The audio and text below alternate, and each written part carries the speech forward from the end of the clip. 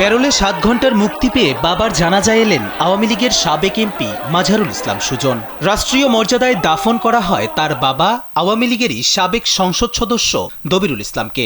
এ সময় তার জানাজায় হাজারো মানুষের ঢল দেখা যায়। ঠাকুরগাঁয়ের বালিয়াডাঙ্গি উপজেলার শহীদ আকবর আলী বিজ্ঞান ও প্রযুক্তি কলেজ মাঠ কানায় কানায় পূর্ণ হয়ে ওঠে।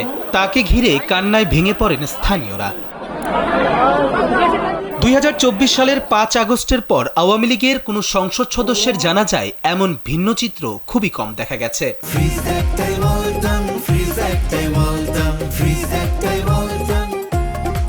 দলমত নির্বিশেষে প্রিয় মানুষটিকে শেষ বিদায় দিতে ভিড় জমান আশেপাশের কয়েকটি উপজেলার মানুষ। এদিন ধর্মীয় বাধা ভুলে সনাতনীরাও দবিরুল ইসলামকে শ্রদ্ধা জানাতে আসেন।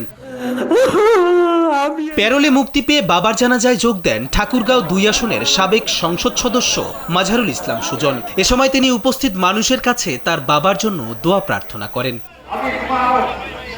বর্ণাঢ্য রাজনৈতিক জীবনে 7 বার সংসদ সদস্য হয়েছেন দবিরুল ইসলাম। ঠাকুরগাঁও 2 আসন থেকে 1986 সালের পর 1991 সালেও বিপুল ভোটে জয়ী হন। এরপর আওয়ামী লীগে যোগ দিয়ে 5 বার সংসদ সদস্য নির্বাচিত হন তিনি। এমনকি 2001 সালে আওয়ামী লীগ পরাজিত হলেও এই আসন থেকে এমপি নির্বাচিত হন তিনি। জানা যায় 1971 সালের মুক্তিযুদ্ধেও সক্রিয় ভূমিকা ছিল তার।